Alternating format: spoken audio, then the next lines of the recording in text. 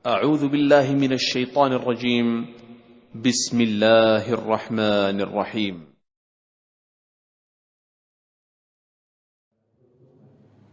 Oleh karena itu Allah berfirman dalam Al-Quran yang berkaitan dengan kita supaya memperbanyak berzikir menyebut Allah.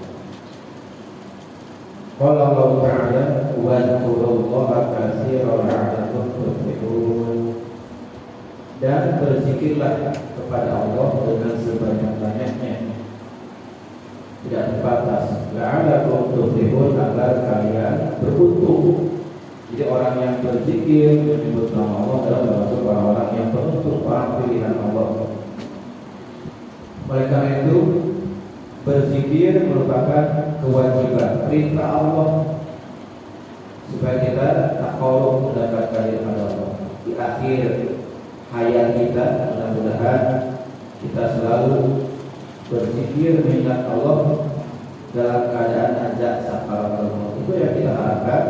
Ketika kita sakaratul maut, kita bisa menyebut nama Allah.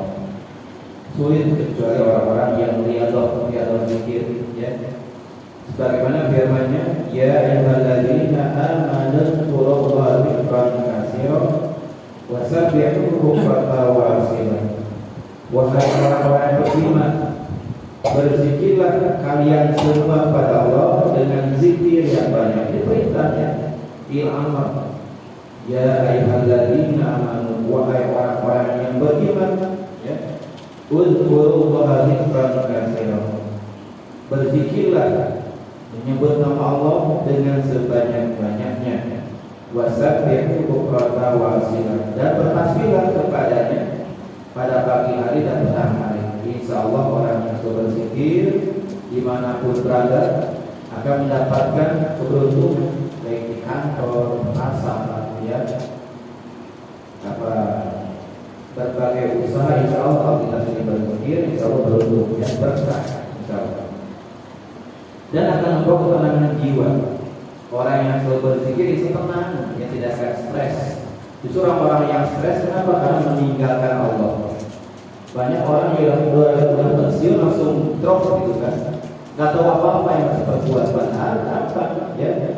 Begitu pensiun, kita bisa mendekatkan diri pada Allah, sehingga tidak merasa stres. Banyak orang stres sesudah pensiun, kenapa? Karena tidak tahu apa yang terjadi. Biasa kerja, langsung nggak ada kerjaan. Padahal kalau zikir, insyaallah, ya, hati tenang dan tentram. Sebagaimana firman-Nya, alladzina amanu wa tatma'innu qulubuhum bi dzikrillah. Ala bi dzikrillah tatma'innul qulub. Orang-orang yang beriman, hati mereka menjadi tenang dan tentram. Kenapa? Karena berzikir, menyebut nama Allah. Ala bi dzikrillah tatma'innul qulub. Ingatlah, hanya dengan zikir kepada Allah hati menjadi tenang dan tentram, apapun masalahnya. Insyaallah kalau kita sering berzikir, hati menjadi tenang dan tentram. Kebanyakan orang-orang yang selalu berzikir tenang, ya, dalam keadaan susah, dalam keadaan bahagia, dalam keadaan kaya, dalam keadaan miskin, dalam keadaan apapun, dia merasa tenang. Kenapa? Karena Allah yang mengatur semuanya. Allah yang memberikan rezeki. Masing-masing orang beda, takarannya beda, sesuai dengan kemampuan. Allah yang maha tahu tentang hambanya. Jangan sampai kita melihat orang lain, ya, kita sudah diatur rezeki kita, sehingga kita alhamdulillah. Rezeki yang paling besar adalah bisa berzikir menyebut nama Allah. Itu banyak orang yang punya bibir tapi nggak bisa berzikir. Banyak orang yang pintar ngomong, makabur, malahan ngomong pintar, tapi begitu zikir dia sulit lidahnya mengucapkan kalimat-kalimat.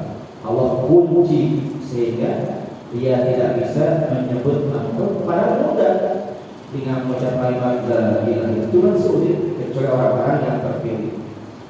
Ala bi dzikrillah tatma'innul qulub. Ingatlah, hanya dengan berzikir pada Allah hati menjadi tenang dan tentram, ya.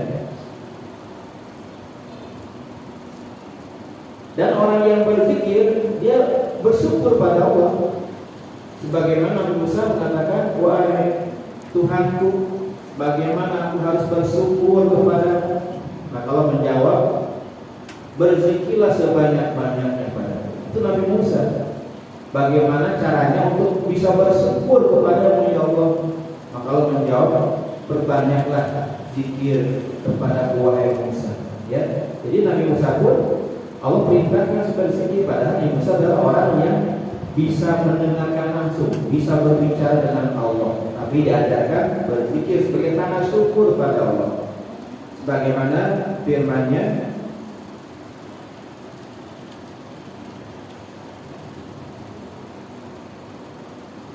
"Idza ta'adzana rabbukum la in syakartum la azidannakum wa la in kafartum inna 'adzabi lasyadid." Ini ayat sudah masyhur ya, setiap khotib sering mengucapkan ya firman Allah. Wa idza ta'adzana rabbukum la in syakartum la azidannakum wa la in kafartum inna 'adzabi lasyadid. Dan Tuhan telah memaklumkan ya, la in syakartum, jika kalian benar-benar bersyukur kepada Allah, la azidannakum, niscaya kami akan tambah ya nikmat syukur tersebut. Wa la in kafartum inna 'adzabi lasyadid. Dan jika kalian mengkufuri nikmatku, sesungguhnya azabku sangatlah pedih. Ini kita supaya diperintahkan oleh Allah berzikir menyebut nama. Insyaallah mudah bagi orang yang kalau biasa berzikir, mudah sampai ribuan kali ya. Jadi terbiasa sejak muda malah ya. Jadi kalau terbiasa sejak mudanya berzikir, pegang tasbih, insyaallah ya dibiasakan di bekalan tasbih, siwak, hanya minyak wangi. Jadi sudah terbiasa kesunahan-kesunahan yang sering dilupakan orang lain, sehingga orang-orang yang sedang berzikir insya Allah kaitannya di dalam taman-taman surga, sebagaimana sabda kanjeng Nabi Muhammad SAW, "Idza marartum bi riyadil jannah farkam." Qila wa ma riyadul jannah? Qala halaqal dzikri wa fi riwayatin majalis dzikri. Apabila kalian melewati taman-taman surga, maka berhentilah masuk ke dalamnya, istirahat di dalamnya ya. Kira sahabat bertanya, wa ma riyadul jannah? Apakah taman-taman surga itu ya Rasulullah? Qala, maka Rasul jawab, halaqal dzikri, yaitu riungan zikir. Walaupun hanya 3 orang, yang penting ada 4 orang sampai ratusan orang, namanya halaqah zikir ya, tidak sendirian.